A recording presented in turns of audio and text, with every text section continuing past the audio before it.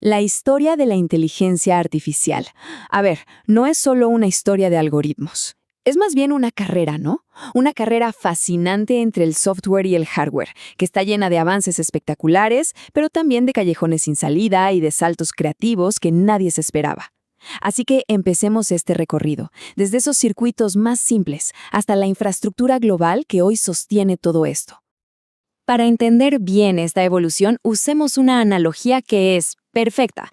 Pensemos en la IA como un carro. El software, o sea, toda la lógica y los algoritmos, es un caballo, y el hardware, la pura potencia de cómputo, es el otro. Durante décadas, el equilibrio entre estos dos ha definido lo que era posible, y su desequilibrio ha creado los mayores desafíos técnicos de la computación. Ok, nuestra historia empieza por allá, en los años 50, con una sola chispa de genialidad, una idea que intentó imitar a la naturaleza misma, pero que, casi inmediatamente, se dio de frente contra un muro conceptual, un muro que detuvo el progreso por casi 20 años. Y esa chispa fue en 1958, cuando Frank Rosenblatt creó el perceptrón, un concepto, la verdad, revolucionario, un modelo matemático que imitaba una neurona. ¿Cómo funcionaba? Simple. Recibía entradas, les asignaba una importancia, un peso, y producía una salida. Pero lo más importante era su capacidad de aprender. Si se equivocaba, ajustaba esos pesos para corregir el error en el futuro. Era, literalmente, el primer paso para que una máquina aprendiera de la experiencia. Pero aquí estaba el muro. Imaginemos un gráfico con dos ejes. El perceptrón lo único que podía hacer era trazar una línea recta para separar los puntos. Era perfecto para problemas lineales. Pero para tareas complejas, qué sé yo, reconocer un patrón que forma un círculo o una curva, era fundamentalmente incapaz. Y este punto es crucial. Su elegante simplicidad era al mismo tiempo su fortaleza y su limitación fatal. Y esa limitación tuvo consecuencias enormes.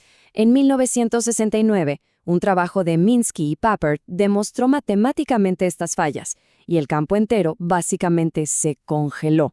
La financiación desapareció, la investigación se detuvo. Fue lo que se conoce como el invierno de la IA, una era de casi 20 años donde la idea de máquinas inteligentes parecía una promesa rota. Pero bueno, el invierno no duró para siempre.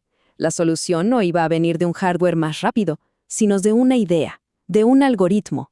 El caballo del software estaba a punto de dar un salto espectacular, que cambiaría por completo las reglas del juego.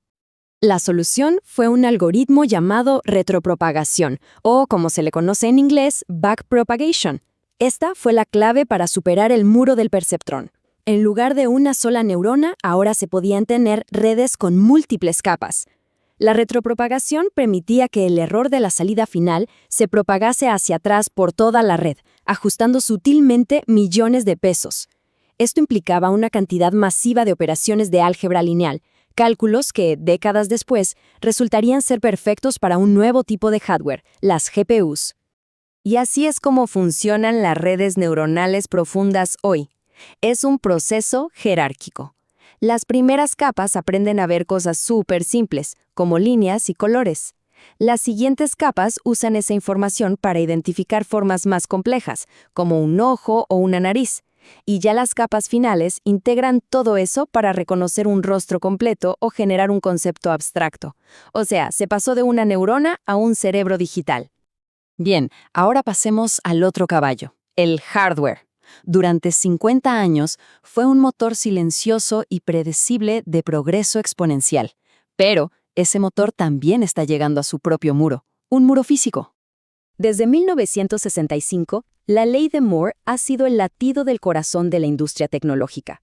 Y ojo, no es una ley de la física, sino una observación increíblemente precisa.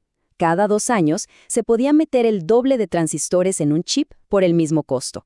Esto impulsó todo, desde las computadoras personales hasta los smartphones, y por supuesto, la IA. Este simple por 2 fue una fuerza revolucionaria. Significaba que algoritmos de software que antes eran teóricamente interesantes, pero computacionalmente imposibles, como la retropropagación en redes enormes, de repente se volvían no solo posibles, sino económicamente viables. El software soñaba y la ley de Moore construía la realidad para que esos sueños corrieran. El problema es que hoy, Estamos justo en ese límite. Los transistores ya son pero tan pequeños, cercanos al tamaño de un átomo, que reducirlos más es inestable y extremadamente caro. El calor, el consumo de energía y las propias leyes de la física están frenando este crecimiento exponencial. Digamos que el caballo del hardware se está cansando. Pero mientras el hardware se centralizaba y se hacía cada vez más caro, surgió una tercera fuerza, una que impulsó al caballo del software todavía más rápido, la colaboración masiva del código abierto. El auge de lenguajes como Python y la creación de herramientas de código abierto como TensorFlow y PyTorch democratizaron por completo el desarrollo de la IA. De repente, un estudiante en cualquier parte del mundo tenía acceso a las mismas herramientas que un investigador en Google o en Meta. Y esto, claro, desató una ola de innovación global sin precedentes. Lo que nos trae al presente, a un momento en el que las ideas de software son casi ilimitadas, pero el hardware que se necesita para ejecutarlas nos enfrenta a fronteras físicas, económicas y energéticas muy, muy reales. El punto crucial es este. Entrenar un modelo de lenguaje de última generación cuesta millones de dólares en poder de cómputo. Construir la supercomputadora que lo hace posible, más de 1.000 millones. Esto crea una barrera de entrada enorme, concentrando el poder de desarrollar la IA de frontera en un puñado de corporaciones y, de naciones. Y para que esto no parezca teórico, un ejemplo concreto y reciente es el proyecto Stargate Argentina de OpenAI. Planean construir un centro de datos masivo en la Patagonia con un costo de $25.000 millones. ¿Y por qué ahí? Por el acceso a energía y talento local. Esto demuestra la escala monumental y la importancia geoestratégica que tiene hoy la infraestructura de IA. Entonces, ¿cómo se supera este muro del hardware? Se están explorando dos grandes ideas. Una es la descentralización, usando el poder combinado de millones de dispositivos en todo el mundo, algo parecido a cómo funciona Bitcoin. La otra, mucho más radical, es la computación cuántica, que podría multiplicar nuestra capacidad de cálculo por millones, aunque claro, todavía está en una fase muy experimental.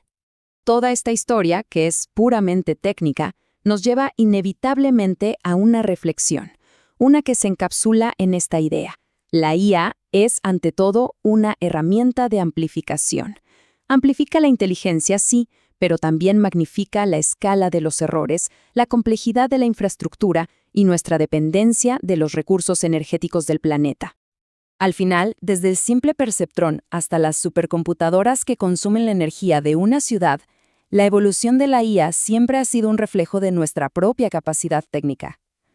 La pregunta entonces es, si esta tecnología es un espejo de lo que podemos construir, ¿estamos preparados para la responsabilidad de la infraestructura que requiere a escala planetaria?